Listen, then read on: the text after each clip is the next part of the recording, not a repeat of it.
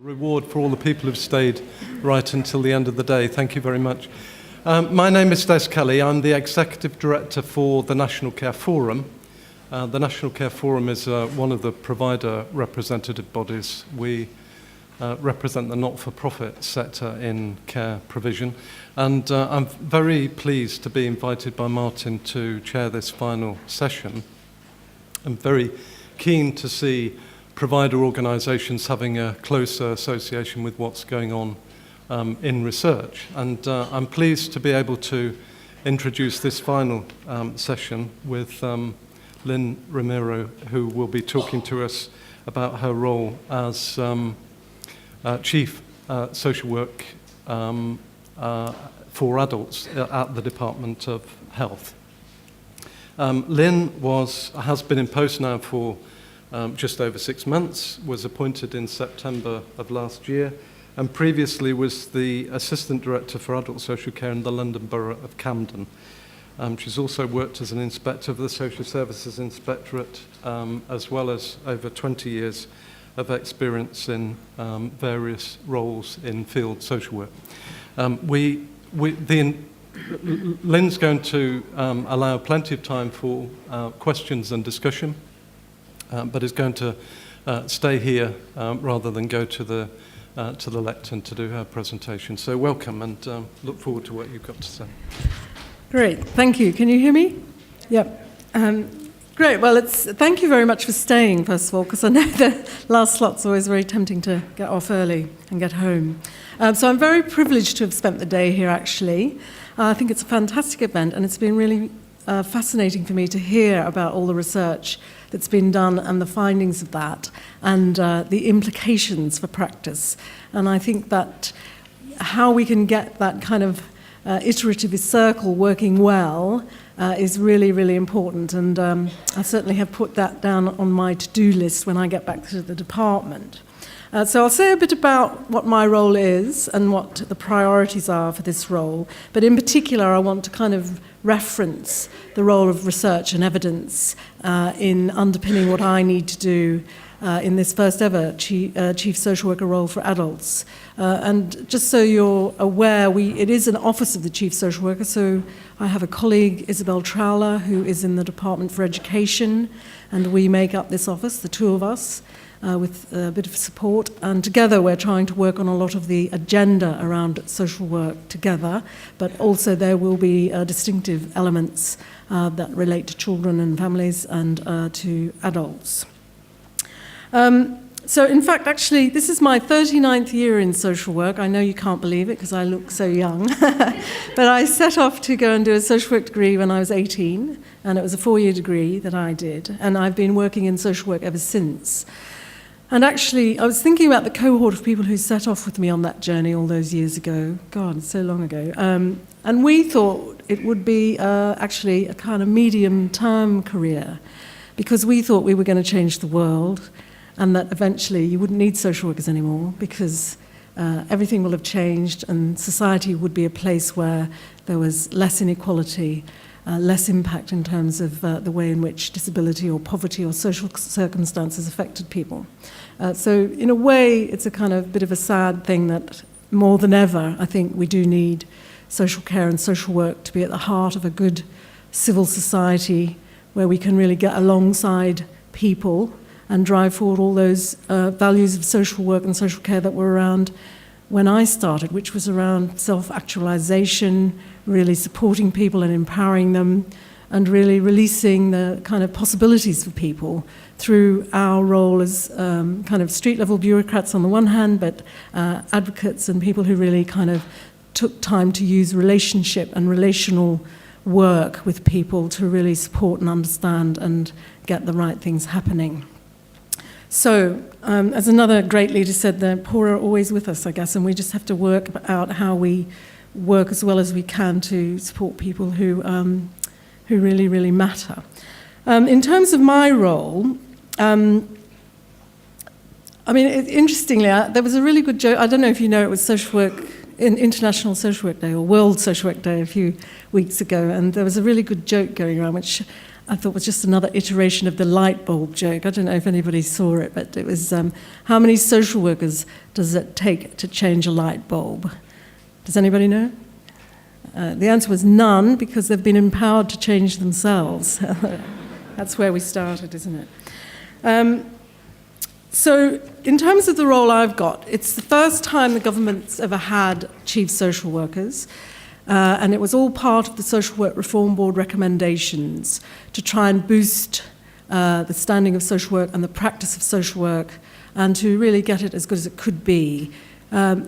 Social work has only been a regulated, registered profession in this country since about 2005, so there are a lot of responsibilities and accountabilities that come with that. And in particular, ensuring that the courses, the qualifying courses that social workers do, reach a particular standard, and that's still a challenge. That there is then an expectation that social workers will re-register and revalidate their practice and make sure it's up to scratch, along with all the other regulated professions. And the other big bit has been the creation of a professional college, College of Social Work, but also setting in place standards for employers who employ social workers. These things have been happening, and the other final step was to actually having government chief social workers, because every other profession has a professional lead. So we have chief medical officers, chief doctors, chief dentists, often referred to as Big Tooth. I don't know if you've come across him. So chief social worker, I don't know what our nickname will be, but there we are in government. And the first thing we're there to do is to provide an expert voice for social work in government through trying to influence and advise around policy and legislation. And interestingly, a lot of that work, and Sam was referring to it earlier, has been around the Care Bill and the regulations and guidance that will accompany the Care Bill, which will be soon an act, and they will be published at the end of May, hopefully, and you will have about nearly 3 months to read those and feed back. There will be a consultation process. So I think it's really important that people have a look at those and think, well, how well does the guidance and the regulations, how well does it capture the spirit of what the Act is about? Because it's a really important move, I think, for social care. And I don't know if you were in Sam's session earlier, he went through some of the key things around people's well-being, being focused on outcomes, that focus on personalising care and support, carers being on the same footing as the people that they care for, trying to prevent and delay the need for care and support, that strengths-based approach, a kind of return to community social work, if you like. So all of these things are about really getting a kind of focus on promoting people's well-being, personalising care and support, really empowering and enabling people to have the possibilities that are there for them to have better lives. And I think often in local authorities, people have got caught up in the procedures and the processes around this rather than why are we doing all of this. And I think in particular we had a good session on direct payments and personal budgets, and somebody made that point very clearly, that this is all about remembering why we're doing these things, and person-centred approaches, or really being alongside people and co-producing and designing together what really makes a difference, or supporting people to have the things that they want, is what this is all about. So in relation to that, I think one of the things that struck me is I don't know how well we've been, how well we've done that thing about linking all the good research and evidence that I've heard about today to underpinning what the guidance and regulations should be directing local authorities and others to do. So I think there's still a kind of piece of work to do to get that right. I think social workers particularly are often, wanting to be research-minded, wanting to make sure they use best evidence in implementing the approaches they use with people, but struggle sometimes to find where that is or to get the time to do that. So how well policymakers and legislative makers make sure that what they put in place is underpinned by the excellent research that people are doing is really, really important.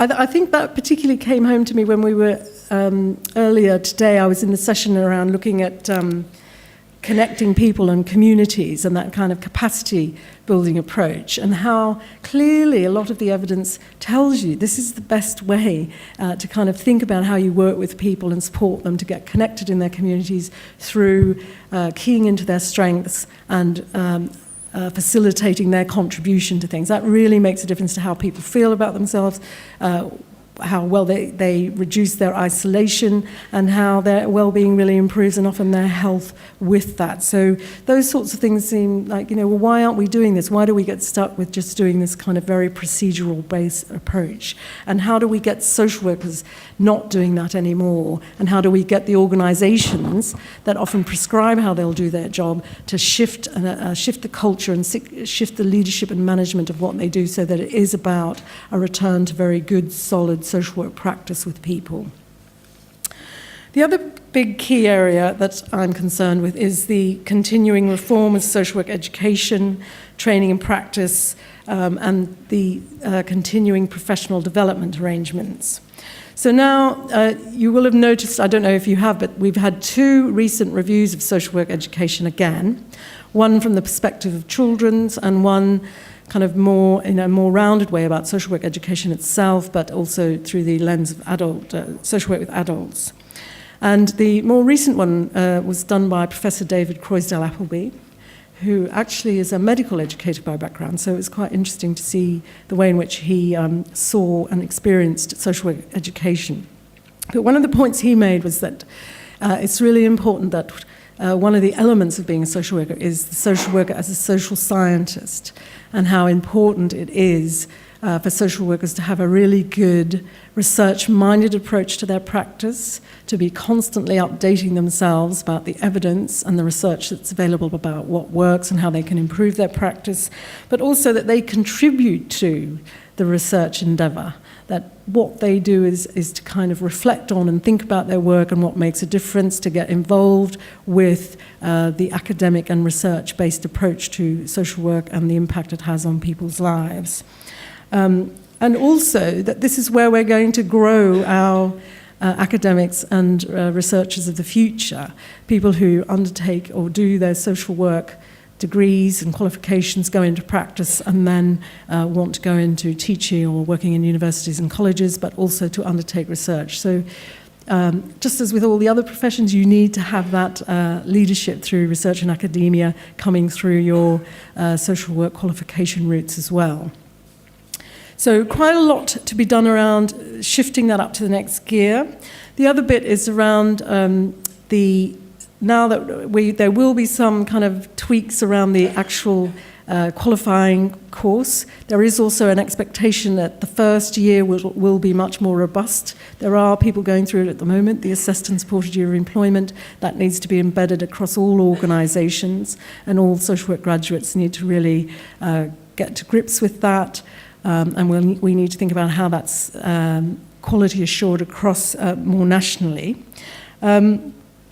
The other bit is that now social workers have to re-register. Well, they always have done, but it's been a bit of a tick box exercise, but no longer, because this coming autumn, social workers have to re-register with the Health and Care Professionals Council, and they have an approach to all the professions they regulate, which requires people to, first of all, tick a box. It says they have kept up with their continuing professional development, but then 2% of them will be audited, and as part of that audit, they have to, and I might be one of those actually, you have to submit your portfolio, which provides all the evidence of what you've done and how you've reflected and deepened and improved your practice skills over the last 2 years.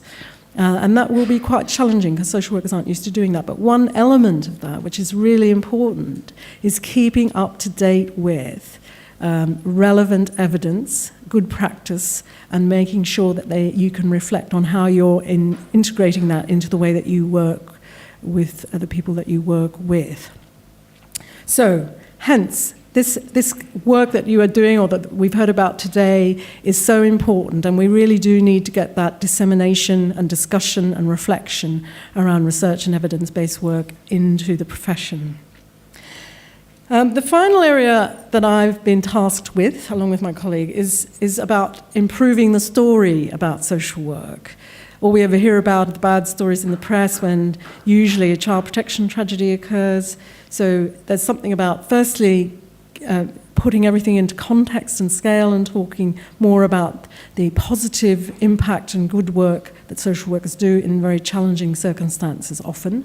And there's a good program on at the moment, I don't know if anybody's watching it, about child protection and adoption work.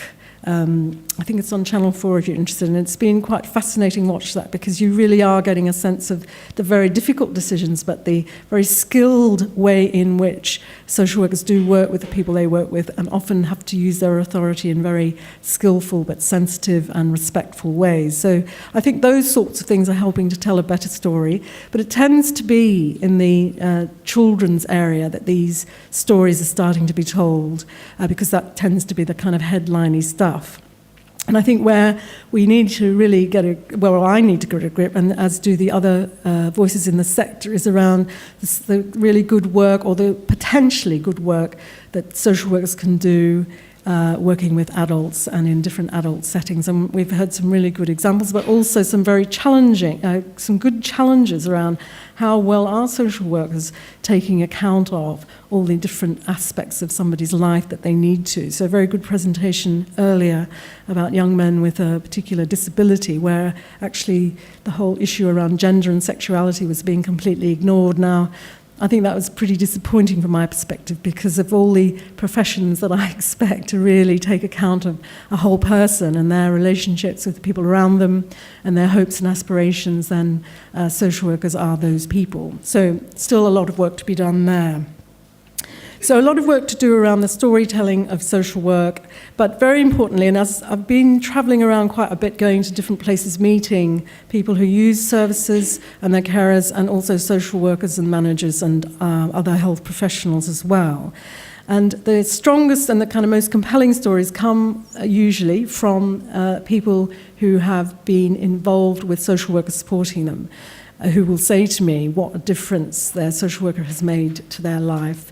And when I say, well, why was that? It does come down to that, really being able to get alongside people, to really get them, really understand and appreciate the strengths and the positives the person has to make, and then really facilitate those things happening. So in a way, that's the most important story, and that's why we're here.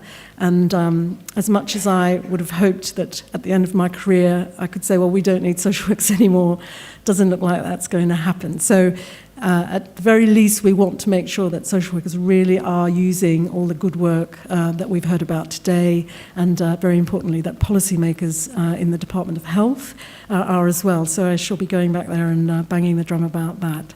So I'm conscious that people all want to get away, so I'll leave it there. But if anybody wants to ask me a question or throw me a challenge or tell me actually what I should be focusing on is this, not that, then I'm very happy to listen.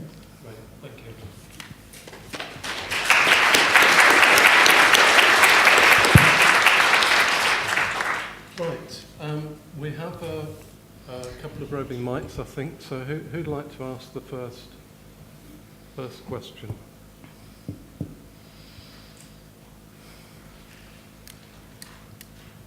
Well, while people are thinking, we've got, sorry, okay.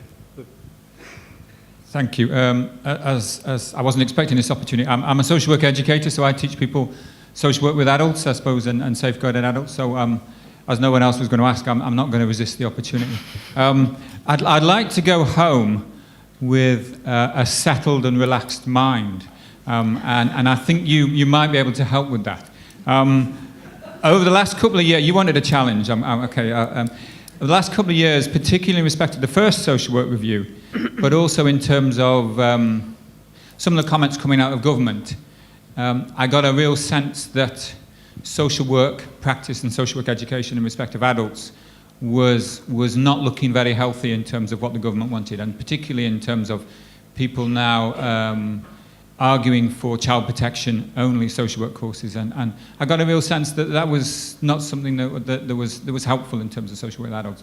And at the same time as that, I got even people such as David Cameron saying, social work is about community development with families and people, which again, so I was with this, my mind was left with these ambivalences and these ambiguities. So I suppose my question is can I be sure that now there is a chief social worker for adults, which again is a wonderful thing, that that voice for social work with adults is going to be listened to and heard within government, and that in 5 years I won't be teaching people solely about social work with child protection, and social work with adults is seen as a social care function that you don't need to be qualified in and you don't need any training in. So can you set my mind at rest? Trust me, I'm a social worker. I hope so. I mean, I have to say, Norman Lamb, who I know spoke earlier, has been totally supportive of social work with adults, and certainly as part of the work I've done with the policy people in the department, we've made sure wherever possible we can refer to the role that social workers can bring to the table in terms of the care bill and its implementation. Without being very prescriptive about it, it is very much flying the flag for you really can make the best of using your professionally qualified social workers in working with more complexity, with working well with capacity around safeguarding, but also making sure that there's social work input into information and advice and early preventative help. So that's definitely referenced, that role and that responsibility of social workers is referenced within the Care Act, which then I think gives local authorities or the statutory agencies a clear signal that they do need to value and support their social workers in doing that. And certainly my goal as I go around is very much to reposition social work, good social work, and social workers at the heart of making sure that the bill is delivered, whilst accepting that you're going to have other people who make a very significant contribution to that as well. Very importantly, of course, people themselves and the carers that support them. In terms of the education bit, I was very pleased to see that in the end both reviewers supported the continuation of a generic social work qualification. But we have to live with the kind of pressures and demands that there are on child protection workers, so we have to make sure that whatever is in that generic qualification is felt to fully equip them to be able to go out there and meet the challenges of that work. But also that we can amplify, I think, the kind of work that is required in terms of working with adults. But both Isabel and I are very sure that our promotion is around work with families, because people live in families, in communities, and I think sometimes it's almost because people are thinking adult social care is about older people who are often on their own, living in their bungalows or wherever, and so it's not. But even old people have relationships and families and grandchildren, and some of them are often having to care for their grandchildren these days. So there is something about we need to get back to, we work with families actually, in communities, and yes, of course, we've got particular challenges and issues that we need to address, some issues for older people, but that doesn't, and in a way we want to promote much better social work with older people actually in end-of-life care. So I hope I'm reassuring you, and we are working together on these areas, and we are working with the HEIs to try and think about how we shape things going forward. Okay, thank you. Should we take a couple of questions and then would Yeah, that be that's okay? fine. Yeah. So one here. Thank you very much. I'm on the user carer practitioner reference group here. I'm also a carer and very involved at local level. My question is really about the care bill and the social workers, social services ability to adapt to that bill. At the moment, one sees with the development of commissioning and different multi-providers of services, quite how complex it is. Another area of complexity is the assessment process, which is really fraught with issues in relation to carer satisfaction and user satisfaction. The social workers not always providing, if you like, a balanced, equitable service to individuals. And now when we look forward to co-production management of the market, a greater diversity of provision for people that are going to, if they're eligible, and of course that is an if in the future environment more and more, how social workers are going to be equipped to deal with such a very complex environment. And it's very resource hungry to administer and manage that environment. Thank you. Should we take one more question and then... Okay, my question's rather different, but Lynn, just wanting you to cast your mind back to before you were in the Department of Health, and you were responsible for running services in authority. What advice would you give researchers here? There's lots of researchers here today. What advice would you give researchers for ways in which they can improve the communication? I use the word in that single-dimensional way, but the communication of their findings from their research. So because I think people still struggle. I think we're getting much better, but we still struggle to get those messages through. Thank you. Okay, just on the question of how social workers are going to cope with all this, it's a good question. They ask me that as well when I go around and speak to them. How do you expect us to do all this? So I think it is a real challenge. There is a board in place that's the Local Government Association, the Association of Directors of Adult Social Services, and the Department of Health. And one of the work streams is around workforce and capacity and what needs to be in place to support all the workforce, including providers, but equally unqualified or not differently qualified workers, but also social workers and occupational therapists who have a key role to play about what do we need to put in place to support them, but also to target them in the right places. So I think there is a question that, and local authorities or organisations are different and they will have different local arrangements, but the question for them is how do you work out where's the best place to use your social workers and how do you support them to do the things that will make the most difference.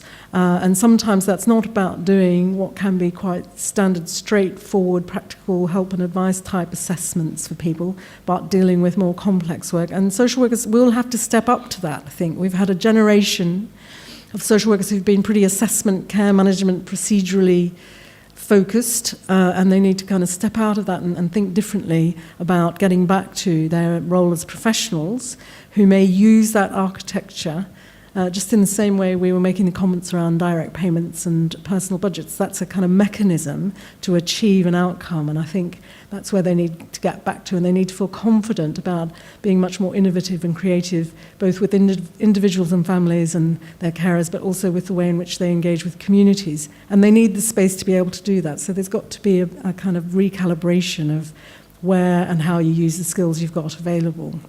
But I think there's a lot of work to be done, both in terms of organisations, but also in terms of the colleges, but also in terms of a lot of the sector supporters, so Skills for Care, the College of Social Work, BASWA, and other people who are there to support and encourage social workers in this task. On the issue about what's the message I give to you about how you communicate your research, I think it is really difficult. It's challenging, isn't it? And it's a bit like sometimes when I think I've got to look at my emails, my Twitter feed, my texts, my this, that, and the other, I think, how do I manage what is actually lots of information being thrown at me? And in the same way, I think when you're a social worker or you're an organisation, how do you get a grip of what's there and what can we really make the best use of? I think as a sector, we need to be a bit more savvy about how we do it. And we've got different people who lead on particular things. So we've got Sky, we've got the Social Care Research School, we've got the Department of Health that send out different bits of guidance and things every now and again. We've got other formats now where people are getting information. I think we've got to think about a coherent strategy around that, actually.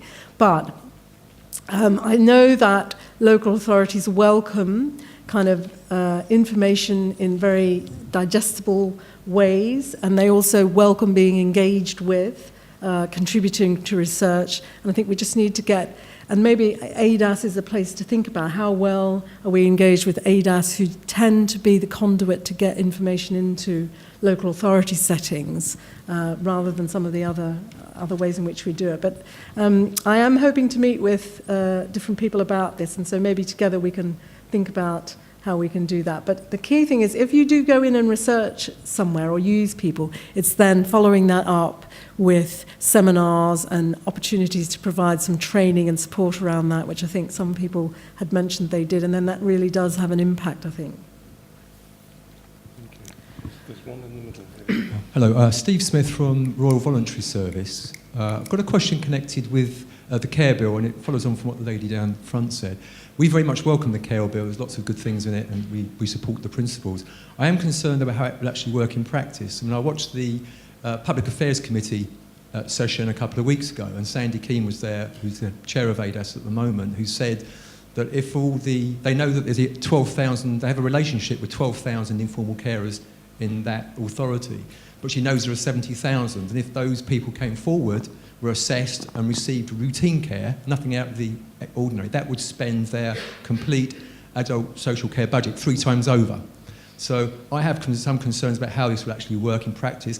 As a voluntary organisation, where is it going to get a lot of people coming forward who've never been assessed before?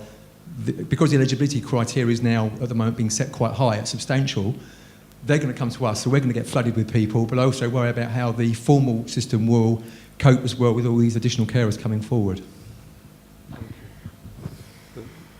One over here.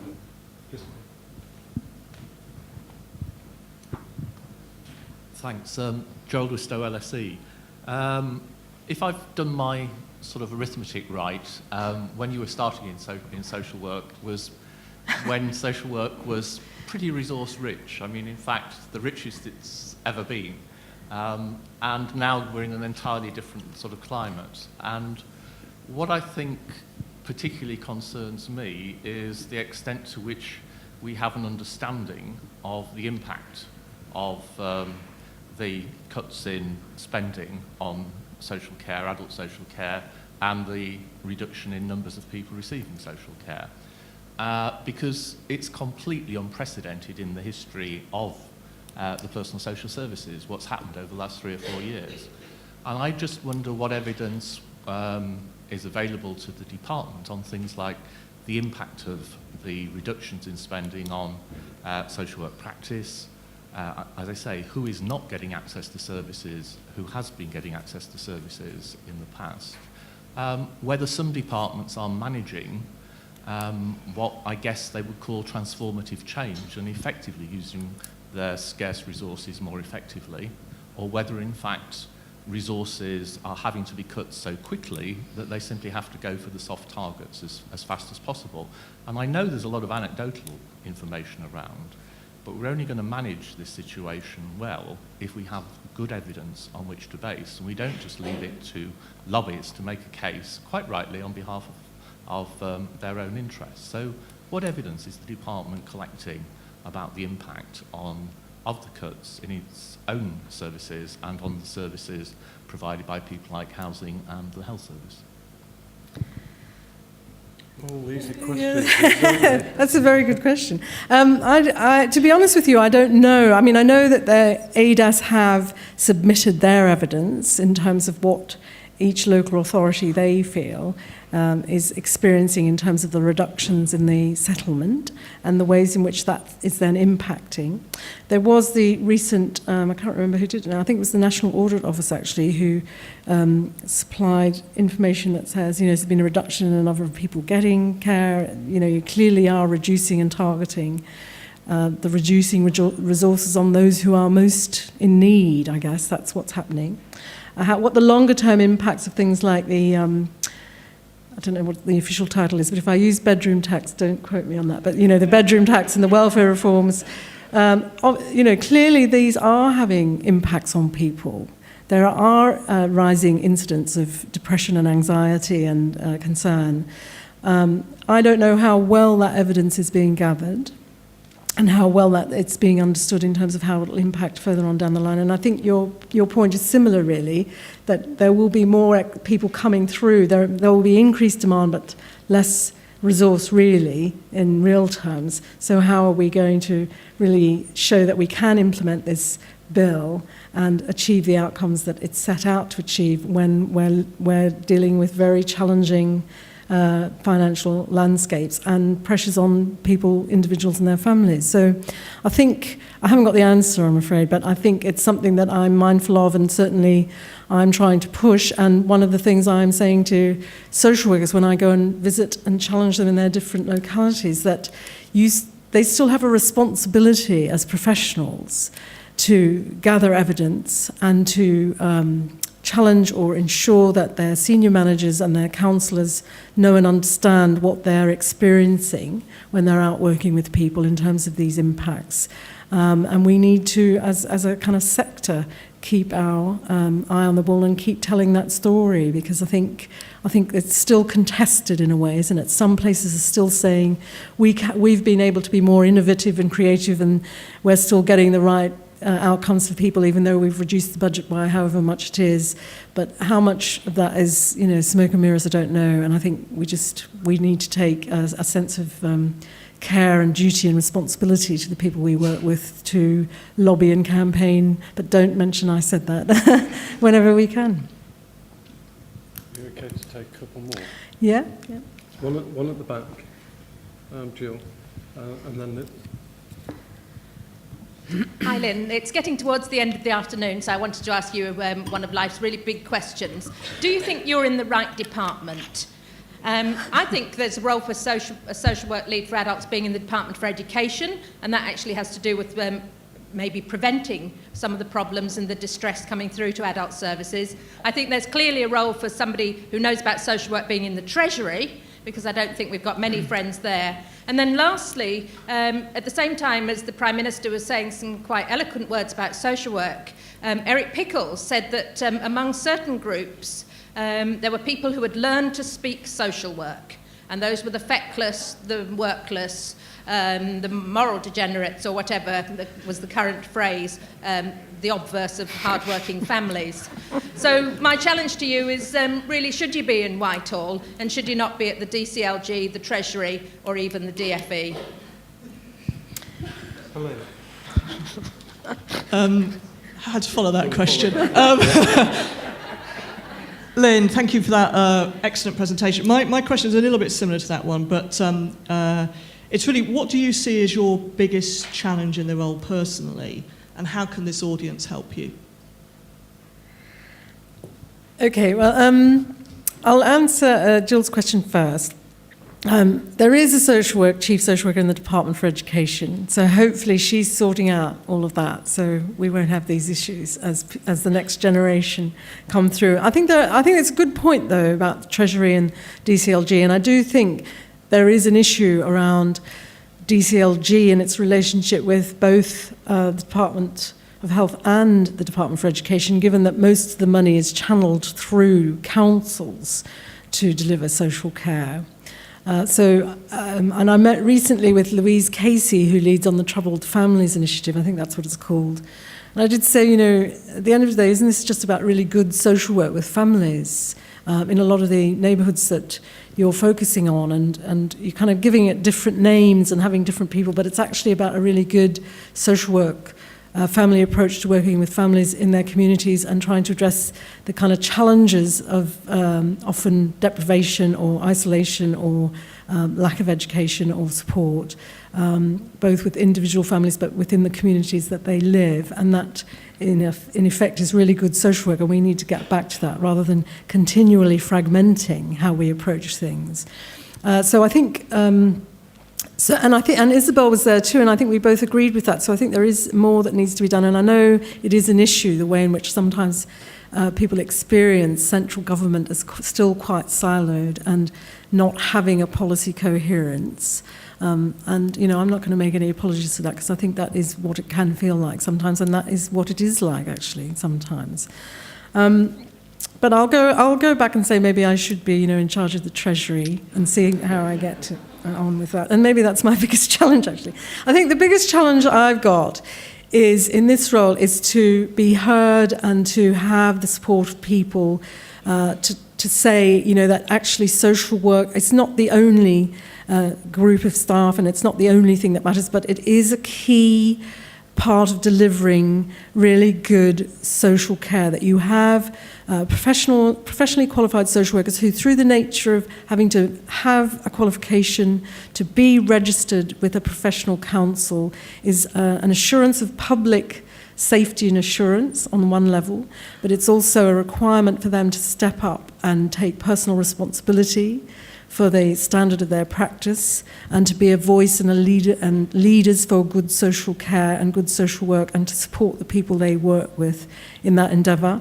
And I think if all of you can send out that message as well, and I know one man I was talking to last week about this was saying to me, it's really important, Lynn, that you talk about how important social workers are, because otherwise people like me will have missed out on the really good outcomes that I've been able to achieve for myself. And there was a really good piece last week by somebody who writes in The Guardian regularly, who's a user of mental health services, talking about the difference her social worker Bernadette made. And I think for me that's the best way in which you can support my work, by actually referring to the importance of social workers in the work that you do, and how important it is to support continuing having them as a central part of social care.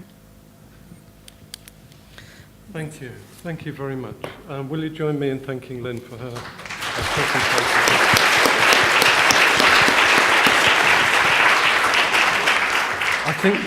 I think registration is such an important part of recognising the professional role of any part of the workforce, and it's great that we now have that firmly in place for social work. It's just a shame that we weren't able to extend it to all people who work in the social care sector, isn't it? Thank you. Martin. Okay, I'm just going to take up another 3 minutes of your lives with some final comments. So firstly, thank you very much to Lynn and Des for that very good session, very stimulating session, so thank you very much for that. Thank you to speakers, chairs and discussants today. All of you worked very hard. Thank you to all of you for being here and your various contributions. I think this is the best SSCR annual event we've had, without any doubt. The largest number of people doesn't necessarily make for success, but it's been a real buzz to the day, so thank you very much for buzzing. The video and materials from the day will be on the website, some of them probably there already. So check that if you want to play things back. Lynn, we may need to edit some of the things you don't want to go public, but apart from that, it should be okay. 2 or 3 things that we announced earlier. We are keen to get suggestions for research questions, and quite a few have come up already in the discussions I've been in, the sessions I've been in. So if you have got suggestions for things that need researching or that could be addressed through research, please let us know, because, and my next point is, we're going to get out a call for proposals. On the back of the programme it says June, that might be slipping into July, but not too much into July. So look out for that, and we'll put out a lot of notices about that. 4 more things. Reception in probably 2 minutes outside, wine, nibbles, and please hang around and buzz further. If you put something in the cloakroom, it's going to close at 5. So don't drink so much between now and 5 o'clock that you've forgotten where the cloakroom is. And then finally, thanks to Angie and to Mike Clark. Let me thank Angie first. And she did come back into the room. She doesn't normally, so Angie is going to disappear now. Look, Angie, don't, okay? Angie manages the finances and knowledge exchange and impact for the School for Social Care Research. Does a huge amount. That's in a half-time job. So she does a fantastic amount. The conference, this event, she plans it, she designs it, she has the ideas for it, she organises it. She was here till 9 o'clock last night stuffing bags. She was here at whatever time it was in the morning stuffing more bags. I don't know. So thank you very much, Angie, for your fantastic work.